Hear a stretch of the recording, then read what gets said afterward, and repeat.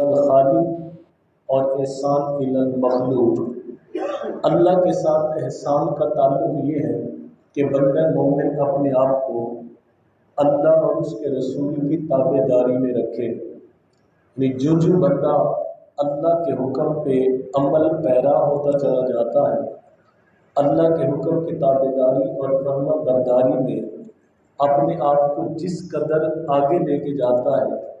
اس کا اللہ کے ساتھ احسان کا تعلق اتنا مضبوط ہوتا چلا جاتا ہے۔ جس طرح کہ بخاری شریف کی حدیث مبارکہ ہے کہ جب حضور اکرم صلی اللہ علیہ وسلم کی بارگاہ میں جبریل علیہ السلام حاضر ہوئے تو جبریل علیہ السلام نے پوچھا مل احسان و یا رسول اللہ، احسان کا کیا مطلب ہے؟ تو آقا کریم صلی اللہ علیہ وسلم نے وہاں پہ جو احسان کا معنی بیان کیا ہے آپ سن کے حیران ہوں گے۔ حضور صلی اللہ علیہ وسلم نے فرمایا احسان یہ ہے ان تعبد اللہ کأنک تراہ فإن لم یکن فإنہ یراک۔ آقا نے فرمایا احسان یہ ہے کہ تم اللہ کی عبادت ایسے کرو جیسے تم اپنے رب کو دیکھ رہے ہو، جیسے رب کو دیکھ رہے ہو۔ اور اگر یہ کیفیت نصیب نہیں ہوتی تو پھر ایسے عبادت کرو کہ تمہارے دل و دماغ میں یہ بات موجود ہو کہ میرا رب مجھے دیکھ رہا ہے۔ یعنی احسان، عبادت اور نیکی وہ اس درجے پہ لے جاؤ کہ تمہاری آنکھوں سے آگے، تمہارے دل کے آگے سے وہ پردے ہٹ جائیں جو پردے حقیقت اور معرفت کو دیکھنے میں رکاوٹ ہے۔ تو جب بندہ اپنے آپ کو نیکی کے اس درجے پہ قائم رکھتا ہے، عبادت کے اس درجے پہ قائم رکھتا ہے، تو اللہ تعالیٰ جو ہے اپنی معرفت اور محبت کا اس کو نور عطا فرماتا ہے۔ اور دوسرا احسان الی المخلوق یہ ہے کہ اللہ کی مخلوق کے ساتھ ہر وقت نیکی اور احسان کا تعلق جو بنا کے رکھنا چاہیے۔ حضرت جعفر طیار رضی اللہ تعالیٰ عنہ، آپ ایک مرتبہ سفر کر رہے تھے، آپ نے ایک درخت کے نیچے سٹے کیا، وہاں پہ ایک آجڑی جو ہے اپنی بکریاں لے کے وہ بھی آرام کر رہا تھا۔ آپ اس کے پاس بیٹھے، سلام دعا ہوئی، سلام دعا کے بعد آپ نے دیکھا کہ ایک کتا ہانکتا ہانکتا اس آجڑی کے سامنے آ کے بیٹھ گیا۔ اس آجڑی نے اپنے تھیلے سے ایک روٹی نکالی اور کتے کے آگے ڈال دی۔ کتے نے وہ روٹی کھائی اور پھر بھی بیٹھا رہا۔ آجڑی نے دوسری روٹی نکالی، کتے کو دی، پھر بھی بیٹھا رہا۔ تیسری نکالی، اس کو دی، اس نے کھائی اور واپس چلا گیا۔ حضرت جعفر رضی اللہ تعالیٰ عنہ اس آجڑی سے پوچھتے ہیں کہ بھئی تم اپنے لیے کیا روٹی لائے تھے؟ وہ کہنے لگا حضور اپنے لیے یہی لایا تھا جو میں نے آپ کے سامنے کتے کو کھلا دی۔ تو آپ نے فرمایا کہ خود کیوں نہیں کھائی؟ وہ آجڑی کہتا ہے کہ یہ کتا اس علاقے کا نہیں تھا، یہ اس علاقے کے باہر سے تھا اور شدید بھوک میں مبتلا تھا۔ جب میں نے اس کی بھوک دیکھی تو میں نے اپنی بھوک اس پہ قربان کر دی کہ یہ اگرچہ جانور ہے، اگرچہ کتا ہے، لیکن جہاں سے بھی آیا ہے یہ بھوک کی شکایت میرے پاس لے کر آیا ہے۔ اگر میں اس کی بھوک نہ مٹاتا تو میں کیسا انسان اور کیسا مسلمان ہوتا۔ تو حضرت جعفر رضی اللہ تعالیٰ عنہ کے پیروں کے نیچے سے زمین نکل گئی۔ آپ نے فرمایا کہ جب اللہ کی مخلوقوں میں سے ایک جانور کے ساتھ تیرے احسان کا یہ عالم ہے تو تو اللہ کے بندوں کے ساتھ کیا نیکی کرتا ہوگا؟ جب جانور کے ساتھ یہ نیکی ہے تو پھر لوگوں کے ساتھ تیری نیکی کا کیا عالم ہوگا؟ آپ نے اس کو بطور انعام غلامی سے آزاد کرایا۔ جس مالک کا وہ ریوڑ چرا رہا تھا اس سے سارا ریوڑ لے کر اس بندے کو دیا کہ جاؤ آج کے بعد تم مالک ہو۔ لیکن وہ کوئی عام آجڑی نہیں تھا، وہ احسان کے تعلق میں تھا۔ اس نے وہ ریوڑ لیا، سارا ریوڑ غریبوں میں تقسیم کر کے اپنے آپ کو جنگل میں لے جا کے اللہ کی عبادت میں مشغول رکھتا ہے۔ اور اللہ رب العزت نے پھر اس احسان اور نیکی کا یہ درجہ دیا کہ اس کو زمانے کے تمام ولیوں کا اللہ تعالیٰ نے سردار بنا دیا۔ اب یہ جو تعلق احسان ہے یہ جب نصیب ہو جاتا ہے تو بندہ پھر ولایت کے درجے پہ چلا جاتا ہے۔ تو حضور داتا علی حویری پورے اس برے صغیر کے خطے میں اس دھرتی پہ آنے والے وہ اللہ کے ولی ہیں کہ جنہوں نے ولایت کا تاج سر پہ سجایا اور پھر ولایت کی حقیقت بتائی لوگوں کو گمراہی سے نکال کر ان کو روشنی کے راستے پہ چلایا، ان کو اندھیروں سے نکال کر نور کے راستے پہ چلایا۔ وہ جو جہالت کی تاریکیوں میں لوگ اپنے آپ کو جو ہے نام نہاد جو ہے صوفی اور ولی بنا کے رکھتے تھے، آپ نے یہ بات علل اعلان کشف المحجوب میں اپنی تعلیمات میں یہ بات ارشاد فرمائی ہے۔ آپ نے فرمایا کہ سچا صوفی اور سچا ولی وہ ہوگا جس کے ایک ہاتھ میں اللہ کا قرآن ہوگا اور دوسرے ہاتھ میں محمد مصطفیٰ کا فرمان ہوگا۔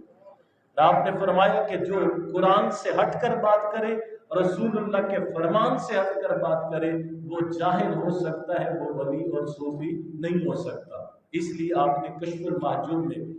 اپنے ماننے والوں کو یہ تعلیم دی اور آپ نے فرمایا، یہ جملہ آپ کی تعلیمات کا بڑا خاص ہے آج کے دور میں۔ آپ نے فرمایا 3 قسم کے لوگوں کی صحبت میں نہ بیٹھا کرنا، کیونکہ صحبت کے اثرات ہوتے ہیں، ٹھیک ہے، اچھی صحبت کے اچھے اثرات ہوتے ہیں، بری صحبت کے برے اثرات ہوتے ہیں، لیکن ہوتے ضرور ہیں، ٹھیک ہے، ہوتے ضرور ہیں۔ انسان جو ہے چند دن امیروں کے پاس بیٹھنے لگ جائے تو تکبر آ جاتا ہے،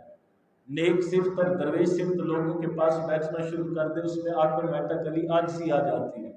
بلکہ امام غزالی علیہ رحمہ نے تو یہاں تک ارشاد فرمایا کہ انسان تو انسان، جانوروں کے بھی اثرات جو ہے انسان کی طبیعت پہ آتے ہیں۔ آپ فرماتے ہیں کہ اونٹوں کے پاس رہنے والا ضدی مزاج ہوگا، کہ اونٹ ضدی جانور ہے، جو اونٹ چرانے والا ہوگا یا اونٹوں کے پاس رہنے والا ہوگا اس میں ضد کا اثر زیادہ ہوگا۔ اسی طرح آپ فرماتے ہیں کہ جو گھوڑوں کے پاس اپنے آپ کو رکھے گا اس میں بہادری زیادہ ہوگی،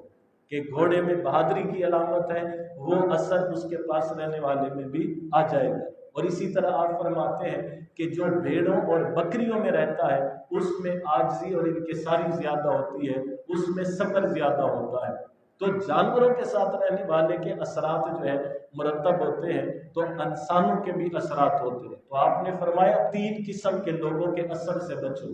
3 قسم کے لوگوں کی صحبت سے بچو۔ نمبر 1، آپ نے فرمایا جاہل صوفی سے اپنے آپ کو بچا کے رکھو، کہ جاہل صوفی جس کو نہ قرآن کا علم ہے، نہ حدیث کا علم ہے، نہ اس نے پراپر کسی استاد اور مرشد سے تعلیم لی ہے، غیر تربیت یافتہ ہے، اس کی صحبت میں نہ جاؤ، اس لیے کہ اس کی سوچ کا مرکز اور محور قرآن نہیں ہوگا، حدیث نہیں ہوگی، دین نہیں ہوگا، اس کی سوچ کا مرکز اور محور صرف اپنے 5-6 فٹ کا وجود ہوگا۔ وہ دائیں بائیں سے تمام تر باتوں کو گھما پھرا کر اپنی ذات کے ساتھ جوڑ کے رکھے گا۔ وہ خود تو ڈوبا ہوا ہے تو پھر وہ دوسروں کو بھی جو ہے ڈبوئے گا اور اصل راستے سے محروم کرے گا۔ اس لیے حضرت سلطان باہو علیہ رحمہ بھی فرماتے ہیں نا کہ علم و باج کرے جو فقیری، کافر مرے دیوانہ، کہ علم کے بغیر فقیری کرنے والا وہ ولی تو دور کی بات ہے، وہ اپنا ایمان بھی بچا لے تو بڑی بات ہے۔ تو آپ فرماتے ہیں کہ جاہل صوفی سے بچو۔ دوسرا فرماتے ہیں ریاکاری کرنے والا درویش، اس سے بچو۔ ایسا صوفی اور ایسا درویش کہ جو ریاکار ہوتا ہے، دکھاوے کے لیے جو ہے نیکی کرتا ہے، اپنے آپ کو جو ہے ایسے ماحول میں رکھتا ہے کہ لوگ دیکھیں اور کہیں واہ واہ واہ سبحان اللہ ماشاء اللہ، ریاکار صوفی سے بچو۔ اور تیسرا فرماتے ہیں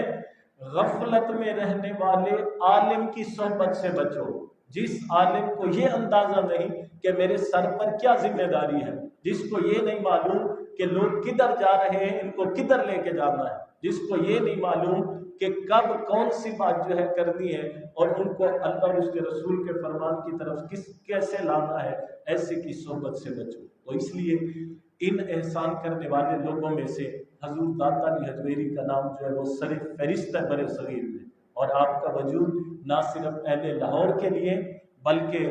پورے جو ہے اس خطے کے لیے جو ہے اللہ کی رحمت اور برکت کا مرکز ہے۔ اور پھر اللہ تعالیٰ کا وعدہ ہے کہ جو لوگ اس کی راہ پہ چلتے ہیں جو لوگ اس کی راہ کے دائی ہوتے ہیں، اس کے دین کے لیے مبلغ اور تبلیغ کا فریضہ سر انجام دیتے ہیں، اللہ تعالیٰ پھر صدیاں گزرنے کے بعد بھی ان کے ناموں کو، ان کی تعلیمات کو، ان کے معاملات کو جو ہے اللہ تعالیٰ زندہ اور تابندہ رکھتا ہے۔ دیکھیں کہ آپ کی اولاد نہیں تھی، آپ نے شادی نہیں کروائی تھی، اس کے باوجود 1000 سال ہونے کو ہے، 1000 سال ہونے کو آپ کی نسل نہیں ہے،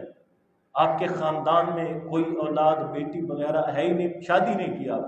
لیکن اس کے باوجود 24 گھنٹوں میں سے جب مرضی آپ کے دربار پہ بندہ جائے، یا اللہ کا قرآن جو ہے وہ وہاں پہ نظر آتا ہے کہ لوگ تلاوت میں مست ہیں، یا رسول اللہ کی ذات پہ درود و سلام پڑھتے ہوئے نظر آتے ہیں، یا جو ہے لوگ جو ہے اللہ اور اس کے رسول کے دین کی تبلیغ اور ذکر میں مشغول نظر آتے ہیں، تو آپ اندازہ کریں کہ نسل موجود نہیں، اولاد موجود نہیں، خاندان موجود نہیں، اس کے باوجود 1000 سال گزرنے کے باوجود اللہ تعالیٰ نے آپ کے نام کو بھی زندہ رکھا ہوا ہے اور آپ کی تعلیمات کو بھی زندہ رکھا ہوا ہے، بلکہ اب تو ہر سال جو ہے آپ پر جو ہے باقاعدہ آپ کی ذات پر جو ہے پی ایچ ڈی ہوتی ہے، یونیورسٹیز میں جو ہے باقاعدہ تھیسز ملتے ہیں، آپ کی کتاب پہ علیحدہ جو ہے وہ پی ایچ ڈی ہو رہی ہے، آپ کی ذات پر علیحدہ پی ایچ ڈی ہو رہی ہے، بلکہ آپ کی جو کتاب کشف المحجوب ہے، اب اس میں ایک ایک باب پر جو ہے الگ الگ جو ہے وہ اپنا تھیسز لکھے جا رہے ہیں، اور پی ایچ ڈی اور ایم فل لیول تک جو ہے آپ کو جو ہے نمائندگی دی جا رہی ہے۔ تو اس لیے یہ ہستی حضور داتا صاحب کی شکل میں ہو یا اللہ کا کوئی بھی ولی ہو، تو یہ اللہ تعالیٰ کی طرف سے حضور کی امت پر ایک نعمت ہوتا ہے، اللہ کی طرف سے جو ہے ایک احسان ہوتا ہے، تو ہمیں نہ صرف ان کی کرامتوں کو سن کر واہ واہ اور ہاں ہاں تک رہنا چاہیے، بلکہ کوشش کرنی چاہیے کہ ان اللہ والوں کی تعلیمات کو اپنے دل و دماغ میں محفوظ رکھا جائے۔ ان کی تعلیمات کا جو مرکز ہوتا ہے یا قرآن ہوتا ہے یا حدیث ہوتی ہے، تو جب بندہ ان کی تعلیمات کو دل سے اپناتا ہے تو ہی اولیاء کے ساتھ حقیقی محبت ہے۔ اللہ کے حضور التجا ہے کہ اللہ تعالیٰ ہمیں آپ جیسے جتنے بھی آپ ہیں یا اللہ کے اور اولیاء ہیں ان کے ساتھ محبت اور عقیدت رکھنے کے ساتھ ساتھ ان کی تعلیمات کو اپنی زندگی کا مشن اور منزل بنانے کی توفیق عطا فرمائے۔ وآخر دعوانا ان الحمدللہ رب العالمین۔ اللهم صل على سيدنا ومولانا محمد عدد ما في علم الله صلاة دائمة بدوام ملك الله اللهم ربنا ظلمنا انفسنا وان لم تغفر لنا وترحمنا لنكونن من الخاسرين رب اشرح لي صدري ويسر لي امري واحلل عقدة من لساني يفقهوا قولي اللهم انا نسألك العفو والعافية والمعافاة في الدين والدنيا والآخرة يا حي يا قيوم برحمتك نستغيث لا تكلنا إلى أنفسنا طرفة عين واصلح لنا شؤوننا كلها أمورنا وصلى الله تعالى على خير خلقه محمد